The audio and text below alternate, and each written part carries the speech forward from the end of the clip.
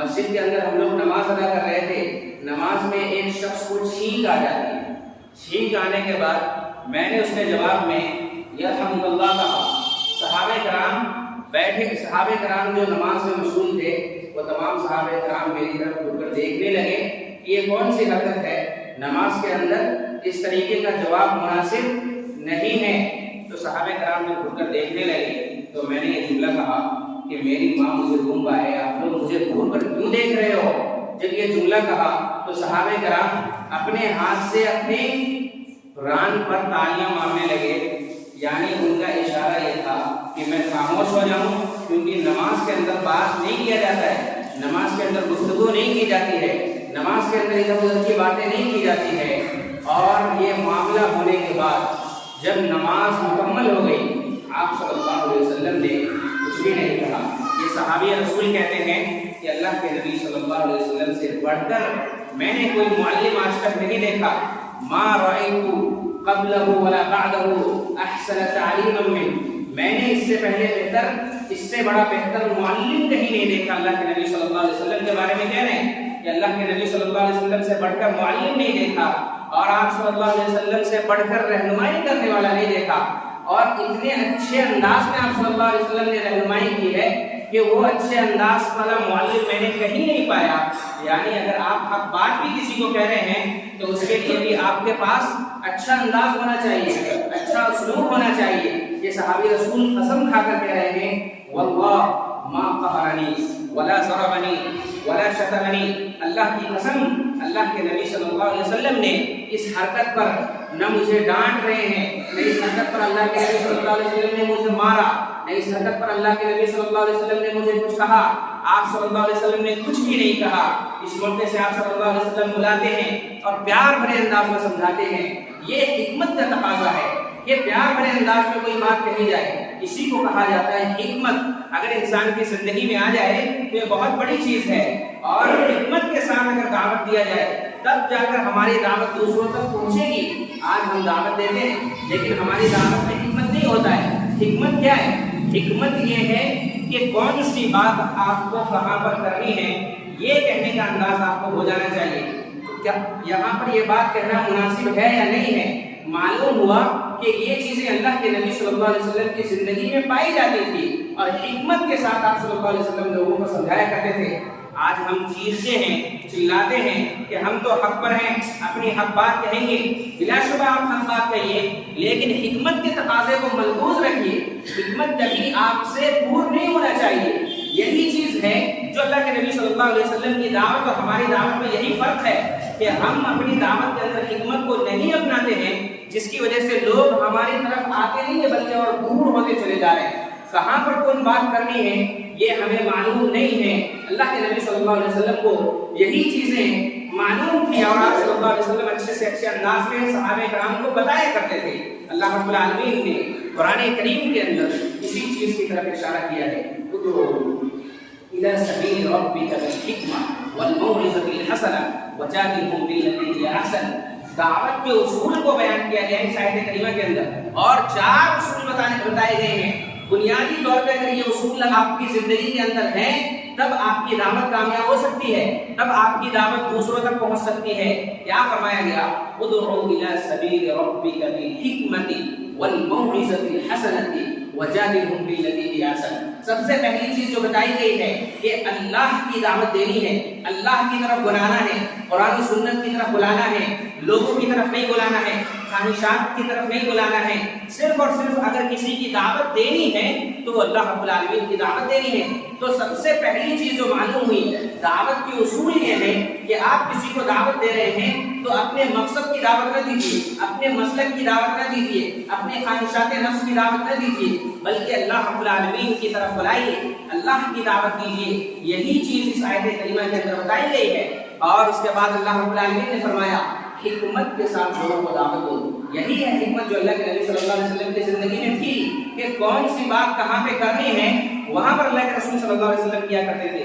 اگر مجھے معلوم ہے کہ یہاں پر یہ بات میں کروں گا تو فتنہ برپا ہو جائے گا، تو وہاں پر حق بات آپ خاموش ہو جائیں، وہ حق بات نہ کہیں وہاں پر۔ اور اللہ کے نبی صلی اللہ علیہ وسلم کی زندگی واضح مثال ہے، آپ صلی اللہ علیہ وسلم کو نبوت ملی ہے اور حق ملا ہے۔ آپ صلی صلی اللہ علیہ وسلم کو اللہ رب العالمین نے نبی بنایا ہے، لیکن اللہ کے نبی صلی اللہ علیہ وسلم مکے میں جا کر اعلان نہیں کر رہے ہیں۔ کیوں نہیں کر رہے ہیں؟ کیونکہ یہ حکمت نہیں ہے کہ ابھی آپ صلی اللہ علیہ وسلم کو نبوت ملی اور آپ چلے گئے اور قوم میں اعلان کرنے لگے۔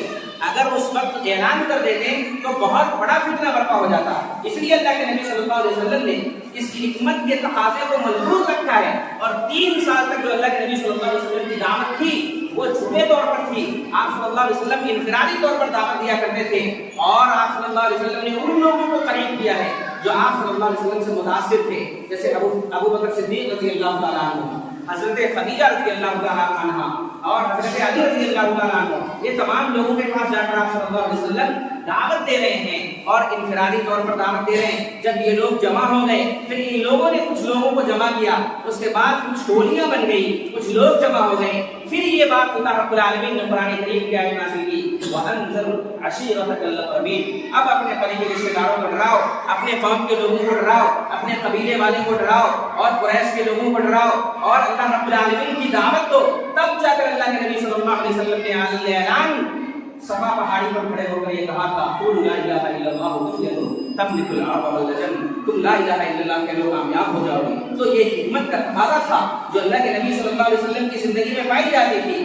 حق بات آپ صلی اللہ علیہ وسلم کے پاس تھا، لیکن وہ مناسب وقت نہیں تھا کہ آپ صلی اللہ علیہ وسلم اس موقع سے حق کی دعوت دینے لگے اور علی اعلان دعوت دینے لگے۔ اس لیے اللہ کے نبی صلی اللہ علیہ وسلم نے انفرادی طور پر دعوت دی ہے۔ لہذا حق بات اگر آپ کے پاس ہے تو اس کو بولنے کے لیے صحیح اسلوب ہونا چاہیے، اور اس کے بولنے کی صحیح جگہ ہونی چاہیے، تب وہاں پر حق بات بولے۔ یہی حکمت ہے جو اللہ کے نبی صلی اللہ علیہ وسلم کی زندگی میں پائی جاتی تھی، اور اللہ رب العالمین نے اس آیت کریمہ کے اندر اشارہ کیا ہے، ادعوا الی سبیل ربک بالحکمہ، حکمت کے ساتھ تم لوگوں کو بلاؤ۔ اللہ رب العالمین کی طرف بلا رہے ہو تو حکمت کے ساتھ بلاؤ۔ اگر وہاں پر وہ بات کہنے سے فتنہ برپا ہوگا تو وہاں پر اس بات کہنے سے تم رک جاؤ۔ اس کے بعد کہا گیا والموعظۃ الحسنہ، اچھے انداز میں تم نصیحت کرو لوگوں کو۔ یہ تیسرا اسٹیپ بتایا گیا ہے دعوت کا۔ دعوت و تبلیغ اگر آپ کرنا چاہتے ہیں تو تیسری چیز، یہ چیز آپ کو ملحوظ خاطر رکھنا ہے کہ اچھے انداز سے لوگوں کو نصیحت کرنی، والموعظۃ الحسنہ، اور اس کے بعد کی بات نہیں بن رہی ہے وجادلہم باللتی ہی احسن، تو اچھے انداز سے اپنی بات کو پرزور انداز میں کہنا ہے کہ یہ بات حق ہے، اسے تسلیم کرنا پڑے گا۔ جیسا کہ اللہ کے نبی صلی اللہ علیہ وسلم نے 3 سال کے بعد صفا پہاڑی پر کھڑے ہو کر کہا تھا، قولوا لا الہ الا اللہ تفلحوا، قوم کے لوگ مانے یا نہ مانے، لیکن اب یہ حکمت ہے کہ یہاں پر کہا جائے گا۔ لہذا یہ حکمت کا اسلوب اللہ کے نبی صلی اللہ علیہ وسلم کی زندگی میں تھا، اور اسی اسلوب کو آج ہمارے معاشرے کے اندر بھی زندہ کرنے کی ضرورت ہے۔ یہ صحابی رسول قسم کھا کر کہہ رہے ہیں کہ اللہ کے نبی صلی اللہ علیہ وسلم نے ایسے موقع سے، میں نے نماز کے اندر گفتگو کی ہے، میں نے نماز کے اندر لوگوں کے ساتھ اس طریقے سے پیش آیا کہ تم کیا کر رہے ہو، میری طرف گھڑ کر کیوں دیکھ رہے ہو، اس کے باوجود بھی اللہ کے نبی صلی اللہ علیہ وسلم نے مجھے کچھ بھی نہیں کہا۔ اللہ کے نبی صلی اللہ علیہ وسلم نے کیا فرمایا؟ آپ صلی اللہ علیہ وسلم مجھے بلاتے ہیں، پاس میں بٹھاتے ہیں اور کہتے ہیں ان هذه الصلاۃ لا يصلح فيها شيء من كلام الناس، یہ نماز ہے، نماز میں لوگوں کی باتیں کرنا، آپسی باتیں کرنا یہ درست نہیں ہے۔ لہذا اس میں کیا کیا جاتا ہے؟ اس میں نماز میں تکبیر کہی جاتی ہے، تسبیح کہی جاتی ہے، قراءت قرآن کہا جاتا ہے، قرآن کریم کی تلاوت کی جاتی ہے۔ اس نماز کے اندر آپسی گفتگو کرنا یہ مناسب نہیں ہے۔ اللہ کے نبی صلی اللہ علیہ وسلم نے پیار کے انداز میں سمجھایا ہے۔ لہذا آج کے معلم کو اور آج کے اساتذہ اکرام کو بھی یہ چیزیں ملحوظ خاطر رکھنا چاہیے کہ اچھے انداز میں اپنے بچوں کو سمجھائیں، اچھے سے اچھے انداز میں تربیت دیں، تب جا کر وہ بات وہ بچوں کے دلوں کے اندر وہ بات اثر انداز ہوگی۔ لیکن آج ہمارے معاشرے میں یہ تمام کی تمام چیزیں مفقود نظر آتی ہیں۔ لہذا یہ حکمت اللہ کے نبی صلی اللہ علیہ وسلم کی زندگی کے اندر پائی جاتی تھی۔ اسی طریقے سے ایک مرتبہ کا واقعہ ہے، حضرت انس بن مالک رضی اللہ تعالیٰ عنہ بیان کرتے ہیں کہ ایک مرتبہ میں اللہ کے نبی صلی اللہ علیہ وسلم کے ساتھ تھا، ایک دیہاتی آتا ہے، ایک بدبو آتا ہے اللہ کے نبی صلی اللہ علیہ وسلم کے پاس، اور آپ صلی اللہ علیہ وسلم ایک چادر اوڑھے ہوئے تھی، اور وہ چادر جو تھا اس پر لائن تھی، اور اخیر اس طریقے سے سمجھ لیجیے چوکور چادر تھی، اور اس کے اخیر میں موٹی لائن ایک تھی، اور وہ چادر آپ صلی اللہ علیہ وسلم اوڑھے ہوئے تھے۔ اچانک ایک دیہاتی آتا ہے اللہ کے نبی صلی اللہ علیہ وسلم کے پاس، اور اس چادر کو پکڑ کر اتنی زور سے کھینچتا ہے، اتنی زور سے اس چادر کو پکڑ کر کھینچتا ہے کہ آپ صلی اللہ علیہ وسلم کے گردن پر میں نے دیکھا، حضرت انس بن مالک رضی اللہ عنہ کہتے ہیں میں نے دیکھا اللہ کے نبی صلی اللہ علیہ وسلم کی گردن پر نشان ہو گیا تھا، اتنی زور سے وہ اس چادر کو کھینچتا ہے۔ یہ دیہاتی اللہ کے نبی صلی اللہ علیہ وسلم کو نہیں جانتا ہے، آپ صلی اللہ علیہ وسلم کی عظمت کو نہیں جانتا ہے، یہ دیہاتی معلوم نہیں ہے اسے کہ اللہ کے نبی صلی اللہ علیہ وسلم کی عظمت کیا ہے، اللہ کے نبی صلی اللہ علیہ وسلم کی عظمت کے بارے میں اسے علم نہیں ہے۔ اللہ تعالیٰ نے قرآن کریم کے اندر فرمایا کہ ان الذین ینادونک من وراء الحجرات اکثرهم لا یعقلون، اسے معلوم نہیں ہے کہ اللہ کے نبی صلی اللہ علیہ وسلم کی عظمت کیا ہے۔ اللہ کے نبی صلی اللہ علیہ وسلم کے حجرے پر کھڑے ہو کر اگر کوئی انسان آواز لگاتا ہے تو اللہ رب العالمین قرآن کریم کی آیت نازل کر کے کہتا ہے کہ یہ لوگ جاہل ہیں، یہ لوگ بے عقل ہیں، جو اللہ کے نبی صلی اللہ علیہ وسلم کے حجرے کے پاس آ کر چیختے ہیں، آوازیں لگاتے ہیں۔ اور کچھ بدو آئے تھے اللہ کے نبی صلی اللہ علیہ وسلم کے حجرے کے پاس کھڑے ہو کر آواز لگا رہے تھے، یا محمد کہہ رہے تھے۔ اسی پر اللہ رب العالمین نے اپنی عظمت دکھائی اور اپنے نبی کی عظمت سمجھایا لوگوں کو کہ یہ نبی کی عظمت ہے کہ تم ان کے گھروں پر آ کر چیخو مت، چلاؤ مت، اس طریقے سے تم واویلا مت کرو۔ جناب محمد رسول اللہ صلی اللہ علیہ وسلم کے حجرے کے پاس آ کر اس طریقے سے واویلا کرنا یہ بے عقل لوگوں کی علامت ہے۔ اللہ رب العالمین نے فرمایا ان الذین ینادونک من وراء الحجرات اکثرهم لا یعقلون، اسے معلوم نہیں ہے کہ اللہ کے نبی صلی اللہ علیہ وسلم کی عظمت کیا ہے۔ لہذا وہ شخص، وہ دیہاتی اللہ کے نبی صلی اللہ علیہ وسلم کی چادر کو اتنی زور سے کھینچتا ہے کہ آپ صلی اللہ علیہ وسلم کے گردن پر نشان نہ گیا۔ حضرت انس بن مالک رضی اللہ تعالیٰ عنہ کہتے ہیں میں دیکھ رہا تھا اللہ کے نبی صلی اللہ علیہ وسلم نے کچھ بھی نہیں کہا، آپ صلی اللہ علیہ وسلم کے چہرے پر مسکراہٹ آتی ہے، آپ صلی اللہ علیہ وسلم مسکرانے لگتے ہیں، اور مسکرانے کے بعد آپ صلی اللہ علیہ وسلم نے کہا کہ یہ انسان کیا چاہتا ہے۔ وہ بدبو دیہاتی چادر کھینچ کر کہتا ہے اللہ کے نبی مجھے آپ سے مال چاہیے، اور مال کوئی ایسا نہیں ہے کہ اللہ کے نبی مقروض ہیں اور اللہ کے نبی کے اوپر بقایا ہے اور اس کو دینا ہے تب جا کر وہ چادر کھینچ رہا ہے، بلکہ وہ انسان مانگنے والا انسان ہے، اللہ کے نبی صلی اللہ علیہ وسلم سے مانگنے کے لیے آیا ہے، اور مانگنے کا یہ انداز ہے کہ اللہ کے نبی صلی اللہ علیہ وسلم کی چادر کو اتنی زور سے کھینچتا ہے کہ گردن پر نشان نہ گیا، لیکن اس کے باوجود بھی اللہ کے نبی صلی اللہ علیہ وسلم نے کچھ بھی نہیں کہا۔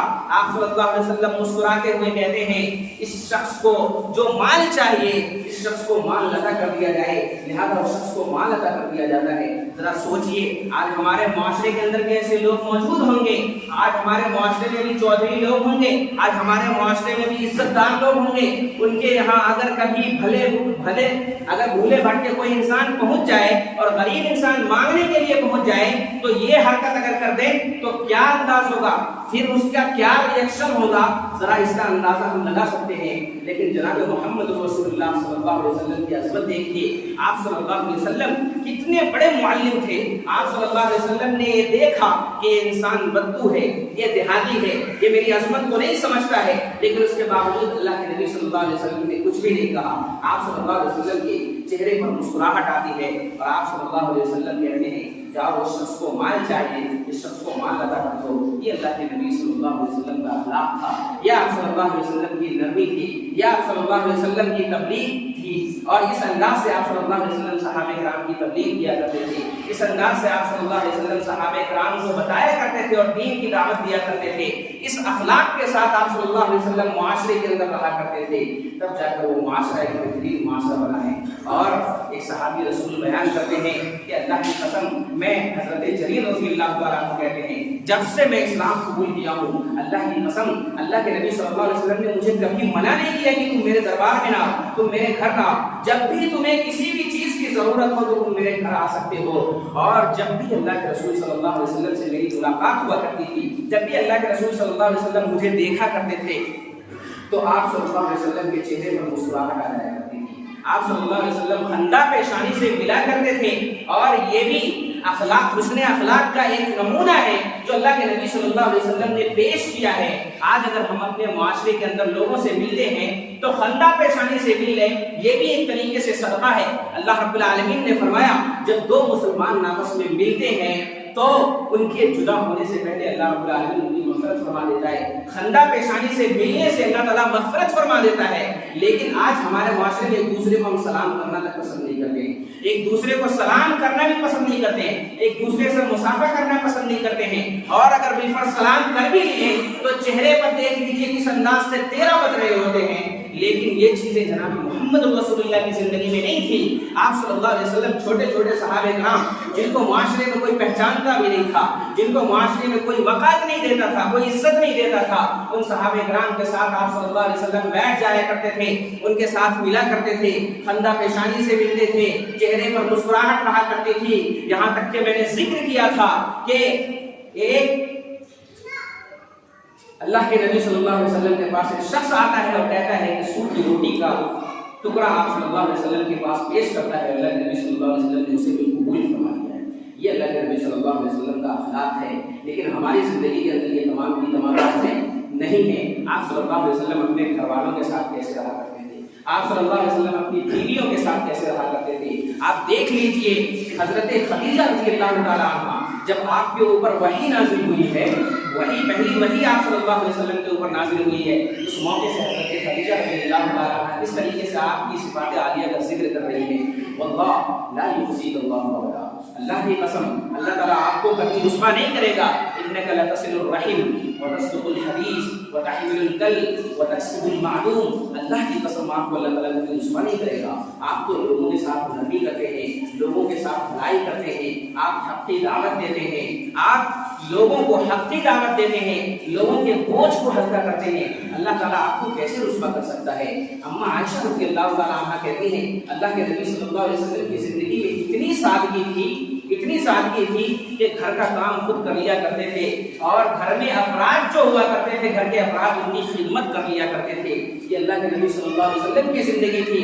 آپ صلی اللہ علیہ وسلم اپنے کپڑے بھی سل لیا کرتے تھے، یہ سادگی تھی آپ صلی اللہ علیہ وسلم کی۔ اور آپ صلی اللہ علیہ وسلم ہر وہ کام کر لیا کرتے تھے جو عام انسان اپنے گھروں کے اندر کرتا ہے، اور تمام چیزیں اللہ کے نبی صلی اللہ علیہ وسلم کر لیا کرتے تھے۔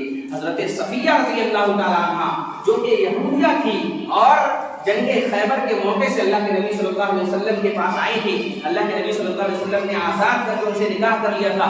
حضرت صفیہ رضی اللہ تعالیٰ عنہ کہتی ہیں اللہ کی قسم میں نے آپ سے بڑھ کر اخلاق والا کوئی نہیں دیکھا۔ یہ کون گواہی دے رہی ہیں؟ یہ آپ کی بیویاں گواہی دے رہی ہیں اللہ کے نبی صلی اللہ علیہ وسلم کے سلسلے میں۔ اس لیے اللہ کے نبی صلی اللہ علیہ وسلم فرمایا کرتے تھے خیرکم خیرکم لأہلی وأنا خیرکم لأہلی، تم میں سب سے بہتر شخص وہ ہے جو اپنے گھر والوں کے لیے بہتر ہو، اور میں تم میں سب سے بہتر اپنے گھر والوں کے لیے ہوں۔ اور صرف اللہ کے نبی صلی اللہ علیہ وسلم کہا نہیں کرتے تھے، بلکہ آپ کی بیویاں اس بات کی شہادت دیا کرتی تھی، اس بات کی گواہی دیا کرتی تھی کہ اللہ کے نبی صلی اللہ علیہ وسلم اتنے بہترین ہیں، آپ صلی اللہ علیہ وسلم کا اخلاق اتنا بہتر ہے کہ میں نے کہیں دیکھا نہیں ہے، ایسا شخص میں نے زندگی میں نہیں دیکھا ہے، یہ ہمارے نبی تھے۔ لہذا کہاں جا رہے ہیں آج مسلمان؟ اللہ کے نبی صلی اللہ علیہ وسلم کی تعلیم کو چھوڑ کر کہاں جا رہے ہیں؟ ہر موقع سے اور ہر موڑ پر جناب محمد رسول اللہ صلی اللہ علیہ وسلم نے مسلمانوں کی رہنمائی فرمائی ہے۔ آپ سوچئے اپنے بچوں کے ساتھ کس طریقے سے آپ صلی اللہ علیہ وسلم محبت کیا کرتے تھے۔ جب حضرت فاطمہ رضی اللہ تعالیٰ عنہ آیا کرتی تھی تو اللہ کے نبی صلی اللہ علیہ وسلم استقبال کیا کرتے تھے کہ بیٹی میری لخت جگر لائی ہے، اور آپ صلی اللہ علیہ وسلم اپنے پاس بٹھایا کرتے تھے۔ اتنی محبت آپ صلی اللہ علیہ وسلم اپنے گھر والوں سے کیا کرتے تھے۔ آپ کے بیٹے جب ابراہیم کی وفات ہوئی ہے تو اس موقع سے اللہ کے نبی صلی اللہ علیہ وسلم نے قسم کھا کر کہا کہ میں اس بات کی قسم کھاتا ہوں کہ میں آج غمزدہ ہوں، اے ابراہیم میں تمہاری وفات پر غمزدہ ہوں، اور اللہ کی قسم جنت کے اندر تمہارے لیے دودھ پلانے والیاں ہوں گی جو مدت آپ کو پوری کریں گی۔ جو حضرت ابراہیم جو آپ کے بیٹے تھے اس کی وفات پر اللہ کے نبی صلی اللہ علیہ وسلم کو اتنا غم ہوا کہ آپ صلی اللہ علیہ وسلم نے قسم کھا کر کہا ہے کہ مجھے اتنا غم لاحق ہوا ہے۔ اتنی محبت آپ صلی اللہ علیہ وسلم اپنے گھر والوں سے کیا کرتے تھے، اپنی بیویوں سے کیا کرتے تھے، اور صحابہ کرام سے کیا کرتے تھے۔ اور یہی نہیں بلکہ آپ صلی اللہ علیہ وسلم جب منبر پر کھڑے ہو کر خطبہ دے رہے ہوتے تھے تو اس موقع سے بھی اگر حسن حسین رضی اللہ تعالیٰ عنہ مسجد کے اندر آ جایا کرتے تھے تو آپ صلی اللہ علیہ وسلم منبر سے اتر کر ان کو گود میں لے لیا کرتے تھے، اور اس کے بعد منبر پر کھڑے ہو کر خطبہ دیا کرتے تھے۔ یہ محبت آپ صلی اللہ علیہ وسلم کی تھی۔ حضرت امامہ جو حضرت زینب رضی اللہ تعالیٰ عنہ جو آپ کی سب سے بڑی بیٹی ہے، ان کی ایک چھوٹی سی بیٹی تھی حضرت امامہ، صحابہ کرام بیان کرتے ہیں کہ اللہ کے نبی صلی اللہ علیہ وسلم اس چھوٹی سی بچی کو مسجد لے کر آیا کرتے تھے اور اپنے گود میں لے کر اللہ کے نبی صلی اللہ علیہ وسلم نے نماز ادا کی ہے۔ گود میں لے کر اللہ کے نبی صلی اللہ علیہ وسلم نے حضرت امامہ کو گود میں لے کر اللہ کے نبی صلی اللہ علیہ وسلم نماز ادا کر رہے تھے، اور جب سجدے میں جاتے تھے تو آپ صلی اللہ علیہ وسلم اٹھا کر بٹھا دیا کرتے تھے، اور سجدے سے جب اٹھا کرتے تھے تو آپ صلی اللہ علیہ وسلم اسے اپنے گود میں لے لیا کرتے تھے۔ لیکن آج ہمارے معاشرے کے اندر کس طریقے سے لڑائیاں ہوتی ہیں، کس طریقے سے جھگڑے ہوتے ہیں۔ اگر ہم اپنے بچوں کو ابھی سے مسجد میں نہیں لائیں گے تو کیا تربیت ہوگی بچوں کی؟ بچے اسی طریقے سے سڑکوں پر گھومتے رہتے ہیں، پورے دن لڑائیاں کرتے رہتے ہیں، کھیلتے رہتے ہیں، ادھر ادھر کرتے رہتے ہیں۔ کھیلنا اچھی چیز ہے، لیکن پورے دن اگر بچے کھیلتے رہتے ہیں اس کی کیا تربیت ہوگی؟ وہی بچے بڑے ہو کر آپ کے لیے وبال جان کریں گے، وہی بچے بڑے ہو کر آپ کو گالیاں دیں گے، وہی بچے بڑے ہو کر آپ کو ستائیں گے اور پریشان کریں گے۔ تو آپ اس وقت کہیں گے کہ ہمارے بچے ہمیں پریشان کر رہے ہیں، کیوں کر رہے ہیں پریشان؟ آپ نے جو محبت کرنی چاہیے بچپن میں وہ محبت اسے نہیں دی ہے، جو تربیت کرنی چاہیے بچپن میں وہ تربیت آپ نے نہیں دی ہے۔ اللہ کے نبی صلی اللہ علیہ وسلم نے ایسی تربیت دی تھی اپنے بچوں کو، مسجد میں لے کر آ جایا کرتے تھے، ممبر پر لے کر کھڑے ہو جایا کرتے تھے، گود میں لے کر نماز ادا کر لیا کرتے تھے۔ یہ آپ صلی اللہ علیہ وسلم کی محبت تھی اور اپنے گھر والوں کے لیے محبت تھی۔ لہذا ہمارے لیے بھی لازم ہے کہ ہم اپنے گھر والوں سے اسی انداز سے محبت کریں۔ اگر بچے ہیں تو ان سے بھی محبت کرنا آپ کا لازمی جز ہے، اگر اور تربیت بھی کرنا ہے آپ کا لازمی جز ہے۔ اچھے انداز سے تربیت بھی بچوں کی ہونی چاہیے، نہیں تو وہی بچے جو آج کل کے مستقبل ہیں وہی بچے کل جا کر بگڑنے لگیں گے اور معاشرے کی بنیاد ملا کر رکھ دیں گے۔ یہی بچے اگر نوجوان اگر معاشرے کے صحیح ہو جائیں تو پورا معاشرہ ہمارا صحیح ہو جائے گا۔ لیکن آج ہمارے نوجوان ہی صحیح نہیں ہے، نوجوانوں کو نہ صحیح تعلیم مل رہی ہے، نہ نوجوانوں کے پاس صحیح عقیدہ موجود ہے، ان کو یہ تک نہیں معلوم ہے کہ شرک کیا ہے اور توحید کیا ہے، بنیادی عقائد اسلام کو ان کو معلوم نہیں ہے۔ اور یہ کس کی غلطیاں ہیں؟ کس کی غلطیاں ہیں؟ یہ ہماری غلطیاں ہیں کہ ہم نے اپنے بچوں کو صحیح تربیت نہیں کی ہے، ہم نے اپنے بچوں کو صحیح تربیت نہیں دیا ہے۔ تو اللہ کے نبی صلی اللہ علیہ وسلم کی سنت تھی اور آپ صلی اللہ علیہ وسلم نے اپنی زندگی میں کیا ہے، وہ تربیت ہم نے نہیں دیا ہے۔ یہ تربیت اگر ہم اپنے بچوں کو دیں گے تو ہمارا معاشرہ بہترین معاشرہ بنے گا، آپ کے لیے بھی وہ بچے خیر ثابت ہوں گے۔ اور قرآن کریم نے اس لیے کہا ہے کہ یہ آپ کے لیے فتنہ بن جائیں گے اگر آپ اس کی صحیح تربیت نہیں کرتے ہیں۔ بچوں کی اگر صحیح طور پر تربیت نہ کی جائے تو یہی بچے آپ کے لیے کیا بن جائیں گے؟ یہی بچے آپ کے لیے فتنہ بن جائیں گے۔ لہذا اگر بچوں کی صحیح تربیت کی جائے تو یہ بچے آپ کے لیے خیر ثابت ہوں گے، اور اگر آپ اس کی صحیح تربیت نہیں کرتے ہیں تو یہ بچے آپ کے لیے وبال جان بن جائیں گے۔ لہٰذا آپ صلی اللہ علیہ وسلم بیویوں کے ساتھ کیسے رہا کرتے تھے، آپ دیکھیے خود بیویاں گواہی دے رہی ہیں، بچوں کے ساتھ کیسے رہا کرتے تھے، اسی طریقے سے خادموں کے ساتھ کیسے رہا کرتے تھے۔ حضرت انس بن مالک رضی اللہ تعالیٰ عنہ کہتے ہیں کہ میں اللہ کے نبی صلی اللہ علیہ وسلم کے ساتھ 10 سال تک رہا، 10 سال تک اللہ کے نبی صلی اللہ علیہ وسلم کے ساتھ رہا، لیکن مجال کی کبھی اللہ کے نبی صلی اللہ علیہ وسلم نے اف کہہ دیا ہو، اف بھی کبھی اللہ کے نبی صلی اللہ علیہ وسلم نے نہیں کہا۔ اور اف تو چھوڑ دیجیے، اللہ کے نبی صلی اللہ علیہ وسلم نے کبھی یہ بھی نہیں کہا تم نے یہ کام کیوں نہیں کیا، یہ کام کیسے کرنا چاہیے تھا، ایسے تو کیوں کر دیا۔ اللہ کے نبی صلی اللہ علیہ وسلم نے کبھی کچھ بھی نہیں کہا۔ 10 سال تک یہ چھوٹی مدت نہیں ہوتی ہے۔ حضرت انس بن مالک رضی اللہ تعالیٰ عنہ 10 سال تک اللہ کے نبی صلی اللہ علیہ وسلم کی خدمت کر رہے ہیں، لیکن 10 سال میں کبھی آپ صلی اللہ علیہ وسلم نے ان کو اف تک نہیں کہا۔ آج ہمارے ماتحت بھی ملازمین کام کرتے ہیں، آج ہم بھی بہت سارے لوگوں ہمارے نیچے بھی بہت سارے لوگ کام کرتے ہیں، تو وہاں پر شکریہ ادا کرنا چاہیے، اللہ تعالیٰ کا کیا کرنا چاہیے، شکریہ ادا کرنا چاہیے کہ اللہ تعالیٰ نے اس سے افضل بنایا کہ یہ میرے نیچے کام کر رہا ہے، وہاں پر شکریہ ادا کرنا چاہیے، ان کے ساتھ حسن سلوک کرنا چاہیے، بہتر انداز سے ان کے ساتھ پیش آنا چاہیے۔ لیکن کیا ہم اس طریقے سے پیش آتے ہیں؟ نہیں آتے ہیں، ہم ان کے اوپر ظلم کرتے ہیں، زیادتیاں کرتے ہیں، اور جو چیزیں نہیں کرنی چاہیے تھی وہ سماج کی تمام چیزیں ہم ان کے ساتھ کرتے ہیں۔ ہم اپنے ملازمین کے ساتھ صحیح انداز سے پیش نہیں آتے، وہ کیسے آپ کی مصیبت پہ کھڑے ہوں گے؟ ایک مرتبہ کا واقعہ حضرت جابر بن عبداللہ رضی اللہ تعالیٰ عنہ بیان کرتے، اس واقعے کو بیان کر کے میں اپنی بات کو ختم کروں گا۔ حضرت جابر بن عبداللہ رضی اللہ تعالیٰ عنہ کہتے ہیں کہ ایک مرتبہ مکے سے مدینے کا سفر تھا، ہم لوگ راستے میں تھے، اللہ کے نبی صلی اللہ علیہ وسلم بھی ہمارے ساتھ موجود تھے۔ میری اونٹنی اتنی کمزور ہو گئی تھی کہ چل نہیں پا رہی تھی۔ میں نے یہاں تک سوچا کہ اس اونٹنی کو یہیں پر چھوڑ دو اس اونٹنی کو۔ اللہ کے نبی صلی اللہ علیہ وسلم نے جب دیکھا تو اللہ کے نبی صلی اللہ علیہ وسلم کو رحم آ گیا۔ آپ صلی اللہ علیہ وسلم نے اس اونٹنی پر اپنا ہاتھ رکھا اور اس کے لیے دعا کی۔ آپ صلی اللہ علیہ وسلم نے برکت کی دعا کی۔ برکت کی دعا کرنے کا نتیجہ تھا کہ وہ اونٹنی اتنی رفتار سے چلنے لگی۔ حضرت جابر بن عبداللہ رضی اللہ تعالیٰ عنہ کہتے ہیں کہ اتنی رفتار سے وہ اونٹنی کبھی نہیں چلی تھی، اس سے پہلے کبھی اتنی رفتار سے وہ اونٹنی نہیں چلی تھی۔ لہذا اس کے بعد حضرت جابر بن عبداللہ رضی اللہ تعالیٰ عنہ کہتے ہیں کہ اس اونٹنی پر میں سوار ہو گیا اور جانے لگا. اللہ کے نبی صلی اللہ علیہ وسلم نے پوچھا کیا حال ہے اونٹنی کا؟ کہنے لگے ہاں اللہ کے رسول صلی اللہ علیہ وسلم بہت اچھی چل رہی ہے. ابھی تو نہیں چل رہی تھی لیکن آپ کی برکت کی، آپ کی دعا کی برکت ہے کہ یہ اتنے اچھے انداز سے چل رہی ہے. اللہ کے نبی صلی اللہ علیہ وسلم نے فرمایا یہ اونٹنی میرے ہاتھ بھیج دو، یہ اونٹنی میرے ہاتھ بھیج دو. حضرت جابر بن عبداللہ رضی اللہ تعالیٰ عنہ کہتے ہیں کیسی بات ہے اللہ کے رسول صلی اللہ علیہ وسلم، یہ اونٹنی آپ کے ہاتھ کیسے بھیج سکتا ہوں، آپ اسے ہدیہ لے لیجیے. دیکھیے کیا محبت ہے صحابہ کرام کی اللہ کے رسول صلی اللہ علیہ وسلم، کیسی محبت ہے صحابہ کرام کی. اللہ کے نبی ایسے کیسے آپ کے ساتھ بھیج سکتا ہوں، آپ ہدیہ لے لیجیے اسے. اس کے بعد اللہ کے نبی کہا، اللہ کے نبی صلی اللہ علیہ وسلم نے کہا نہیں ہدیہ نہیں لوں گا میں، اسے تم میرے ہاتھ بیچ دو. صحابی رسول کہتے ہیں نہیں اللہ کے رسول صلی اللہ علیہ وسلم میں بیچوں گا نہیں، آپ اسے ہدیہ لے لیجیے. پھر تیسری مرتبہ جب اللہ کے رسول صلی اللہ علیہ وسلم نے کہا تو انہوں نے کہا کہ میں مقروض ہوں، میرے اوپر کسی کا بقایا ہے، لہذا چند درہم اس کو دینے ہیں، آپ اس کو کچھ درہم دے دیجیے اور یہ اونٹنی آپ دے دیجیے. یہ کر سکتا ہوں اللہ کے رسول صلی اللہ علیہ وسلم. یہ کہنے کے بعد اللہ کے نبی صلی اللہ علیہ وسلم نے فرمایا ٹھیک ہے چلو. تو حضرت جابر بن عبداللہ رضی اللہ تعالیٰ عنہ کہتے ہیں کہ مدینے آیا اور مدینے آنے کے بعد اللہ کے نبی صلی اللہ علیہ وسلم کے حوالے اس اونٹنی کو کر دیا. اللہ کے نبی صلی اللہ علیہ وسلم نے حکم دیا حضرت بلال رضی اللہ تعالیٰ عنہ کو، بلال حبشی رضی اللہ تعالیٰ عنہ کو کہ اس شخص کو ایک اوقیہ سونا عطا کرو، ایک اوقیہ اور ایک تیرا سونا عطا کرو. ایک اوقیہ برابر 40 درہم کا ہوتا ہے، جو موجودہ دور کے حساب سے اگر دیکھیں گے تو 126 گرام کا ہوتا ہے. 126 گرام سونا اللہ کے نبی صلی اللہ علیہ وسلم نے اس شخص کو عطا کیا. اور حضرت جابر بن عبداللہ رضی اللہ عنہ کو 126 گرام سونا عطا کیا. آج 10 گرام سونا تقریباً 57-58 ہزار کا ملتا ہے. 10 گرام کا سونا، 126 گرام سونا اللہ کے نبی صلی اللہ علیہ وسلم نے عطا کیا. حضرت جابر بن عبداللہ رضی اللہ تعالیٰ عنہ کہتے ہیں میں وہ مال لے کر جب جانے لگا تو اللہ کے نبی صلی اللہ علیہ وسلم نے بلایا ادھر آؤ، اور بلانے کے بعد اللہ کے نبی صلی اللہ علیہ وسلم نے کہا یہ مال بھی تیرا اور یہ اونٹنی بھی تیری، اس مال کو بھی لے جاؤ، اس اونٹنی کو بھی لے جاؤ. یہ اللہ کے نبی صلی اللہ علیہ وسلم اپنے ماتحت لوگوں کے ساتھ اس طریقے سے پیش آیا کرتے تھے. ضرورت تھی اس کو، ضرورت تھی اس وقت وہ، اور ایسی ضرورت تھی. حضرت جابر بن عبداللہ کہتے ہیں کہ میں مقروض ہوں، میرے پاس پیسے نہیں ہیں اس کو دینے کے لیے. اللہ کے نبی صلی اللہ علیہ وسلم نے اس کا فائدہ نہیں اٹھایا، بلکہ اللہ کے نبی صلی اللہ علیہ وسلم نے 126 گرام سونا عطا کیا اور اس کے بعد کہا اس مال کو بھی لے جاؤ اور اس اونٹنی کو بھی لے جاؤ.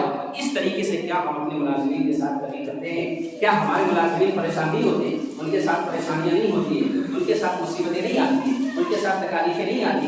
اگر ہم ان کے ساتھ اچھے انداز سے پیش آئیں گے تو وہ بھی ہمارے ساتھ اچھے انداز سے پیش آئیں گے. اور یہی وجہ ہے کہ صحابہ کرام جان چھوڑنے کے لیے تیار تھے. اللہ کے نبی صلی اللہ علیہ وسلم ہمیشہ چاہتے تھے اللہ کے نبی صلی اللہ علیہ وسلم کا ایک حکم آ جائے، ایک فرمان آ جائے، اللہ کے نبی صلی اللہ علیہ وسلم کا قربان ہونے کے لیے تیار تھے. اس لیے کہہ رہے تھے اللہ کے نبی آپ کے ہاتھ کیسے بیچ سکتے ہیں، یہ ہدیہ لے لیجیے، آپ کے لیے تو جان قربان ہے، آپ کے لیے تمام چیزیں قربان ہیں. مکے کو چھوڑ دیا صحابہ کرام نے، تمام چیزوں کو چھوڑ دیا صحابہ کرام نے اس کے لیے، اس نبی کے لیے. اس کی تعلیم یہ ہوا کہ ایسے نہیں کوئی آپ کے دیوانے ہوں گے، آپ اس کی اس طریقے سے تعلیم دیں گے، اس طریقے سے تربیت کریں گے، اس انداز سے، اس اخلاق سے لوگوں کے ساتھ پیش آئیں گے، تب جا کر لوگ آپ کے لیے دادا ہوں گے، تب جا کر لوگ آپ کے دیوانے ہوں گے. جو اللہ کے نبی صلی اللہ علیہ وسلم اس انداز سے اپنے صحابہ کرام کی تربیت کیا کرتے تھے، اتنے پیارے انداز میں اللہ کے نبی صلی اللہ علیہ وسلم نے صحابی رسول کو تعلیم دی ہے. اس قصے کے اندر، اس واقعے کے اندر وہ صحابی رسول خوش ہو گئے اور وہ خوشی خوشی اپنے گھر گئے،